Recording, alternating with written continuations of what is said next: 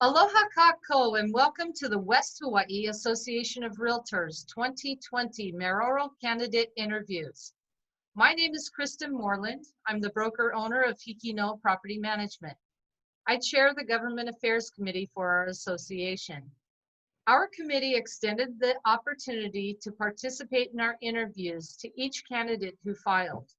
While our association does not endorse candidates, we believe it is important to inform our membership and community at large.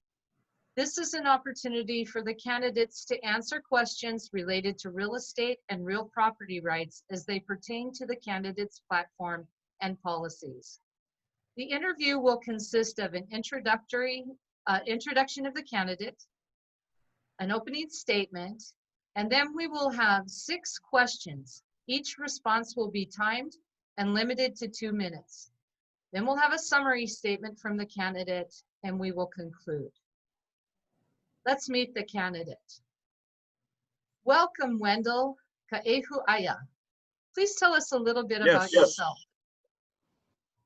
Go ahead, Wendell. There's what now? Please tell us a little bit about yourself. Okay, the bio. Okay, good. I just want to say aloha to the West Hawaii Association of Realtors and their membership. I'm Wendell Ka'ehu'ae'a from Honolulu, joined the U.S. Navy right after high school. Returned to Honolulu, worked for Aloha Airlines as passenger service and ramp control. And I later on took a position with Holmes & Norbert. It's a private contractor to the U.S. Atomic Energy Commission on the Johnson Island, about 500 miles south of Oahu. I returned home and attended the Honolulu Business College. After graduating, I was offered a position in Hilo, Coca-Cola, so I came over here.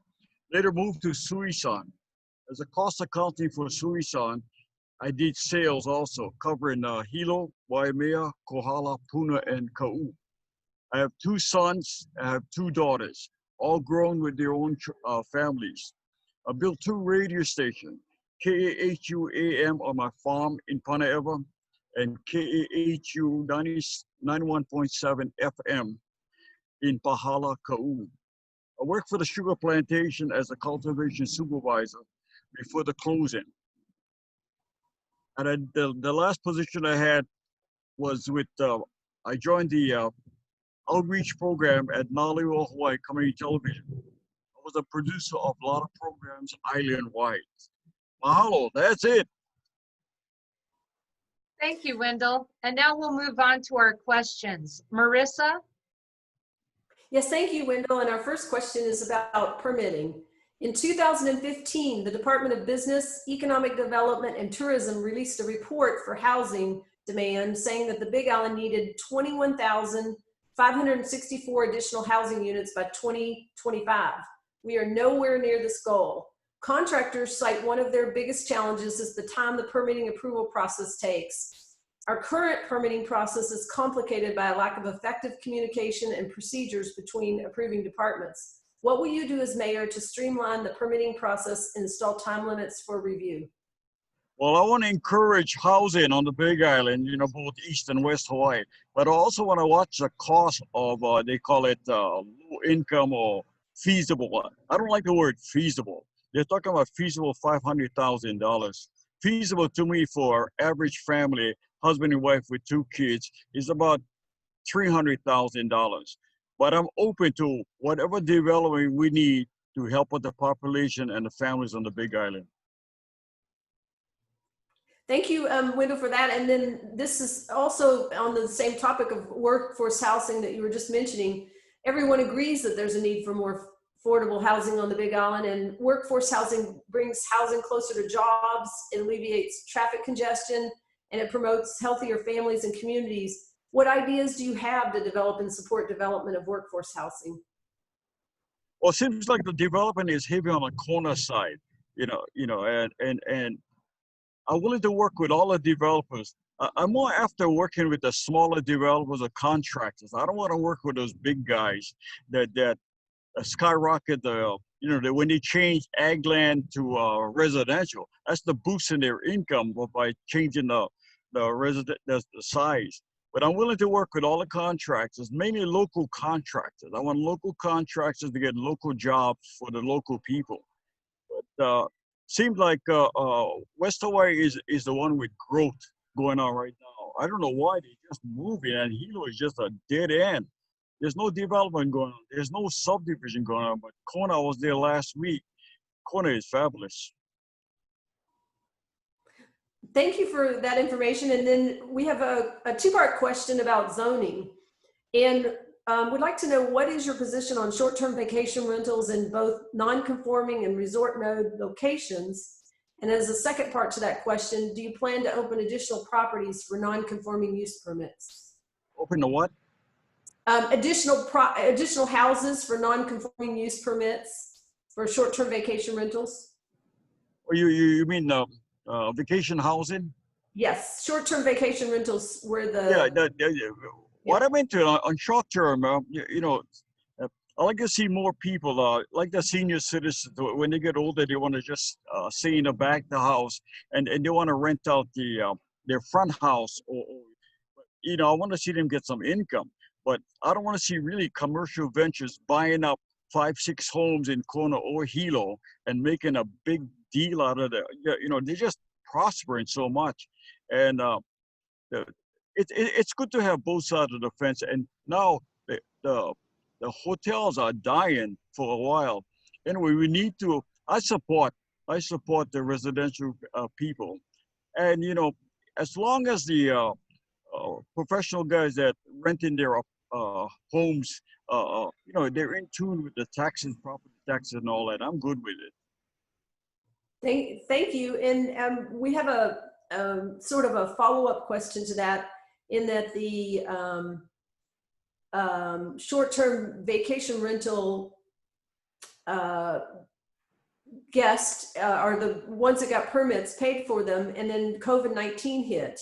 And as COVID-19 restrictions were put on, the current STVR owners have not been able to rent their units. And so in light of them not being able to rent, the restriction on it, would your administration offer a complimentary extension to the current expiration of their short-term vacation rental permit through the year end of 2021? Yeah, right now is no time to cut back or in this housing, we need housing both sides of the island. And to extend the rental units, as long as they pay their property tax, they pay their taxes, I don't see any problem. Okay, thank you so much for the information. And then we have a question about infrastructure improvements. And many areas of the island, the responsibilities between the county and the state overlap, and such as roads, as an example. If elected, what do you propose to coordinate state and county projects? The state got a lot of property on the Big Island, and like on the Kona side, the Leo Kalani Trust have a tremendous amount of land. The Hilo side is more Hawaiian homes. There's a lot of development going on in Hawaiian homes. But it's the state cannot override the county government when you go for permits and all that, or do favors for the state. And I want to check, especially on Hawaiian homes land, all the developers going on in Safeway, Target, and all of them. I want to make sure they're paying their just dues, and not only us as property owners, small property owners on this side of the island. All over. Everybody have to benefit at the same time. Thank you. Thank you. And our last question is about taxation. And the primary source of revenue is the collection of real property tax. And what other revenue streams do you envision, and how do you plan to balance the budget? I came here in '68. Since '68, at that time was Mayor Kimura, and I ran against a guy. Till now, the county cannot exist by just having property tax, and every two years they raise them to 6.5% interest. Myself being a senior citizen, all the senior citizens on this island, cannot keep on coming up with that tax money because we're running broke ourselves. I think the county got to look for other resources of income. Good example on Hamakua Coast, Hamakua Sugar gave the county 840 acres. Till today, 25 years later, nothing's been done. My proposal is developed, because I'm a farmer myself from Panayama. That's 840 acres need to go into farming. But you know, today's farming is different. What I want to see that area go, I want a hemp operation going with warehouse and finished products. I want I want a tea operation, you know, big tea operation. This friend of mine have an operation, but all these guys that's so-called off the wire ag guys need to be looked at because the county got to get some resources. The other thing is I would subcontract. I hate to say it, I'm going to subcontract the transportation department because they've been doing a bum job. Or subcontract the county dump, and I'll subcontract out the golf courses. Anything to make an income and have better management, and you know the county is going to have income, not only taxes. Thank you for being here for our questions, and then we'd like to ask you to give us a final word from on a summary for yourself. Okay, all of us. Okay, my final word right here, and a mahalo to all of you, the members of the military and the membership. You know, I've been a Hawaiian Homes Panayama Hawaiian Homes farmer for 40 years. You know, I've been in radio television for 30 years. I graduated from the University of Hawaii with a BA in communication, a BA in political science, and a minor in economics. You know, I have the work experience, I have the education, and I have the common sense. Common sense is so important in today's world because everything's getting tight. And I just want to make sure we make changes. We cannot stay on the same canoe. It's an old canoe. We have to get a new canoe and a new direction.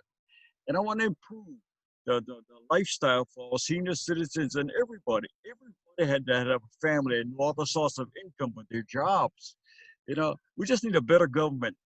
And the people, the voters, is the most important. This round, this election, have to change. We cannot have political career politicians in. We cannot have past career politicians coming back into the system. Otherwise, this council is going to be dead. We need new ideas, new solutions, and we need new source of income. Again, my name is Wendell Ka'ehu'ae'a. Bear. Check out, you can check out my website. It's www.wendellfulmira.com. Anyway, I want to say mahalo to all you guys, and it's really important that everybody come out and vote. You know, don't just receive the vote in the registration and don't turn them in. You got to vote. Otherwise, you know, no vote, don't talk. Thank you. Mahalo, candidate Ka'ehu'ae'a and interviewer Marissa Ashley for your willingness to participate in our program. We wish you the best on Election Day. And to our audience, mahalo for tuning in. Don't forget that July 9th is the last day to register to vote in Hawaii. Primary election ballots will be delivered July 21st for the August 8th primary. The general election is November 3rd. Mahalo for watching, and please vote. Aloha.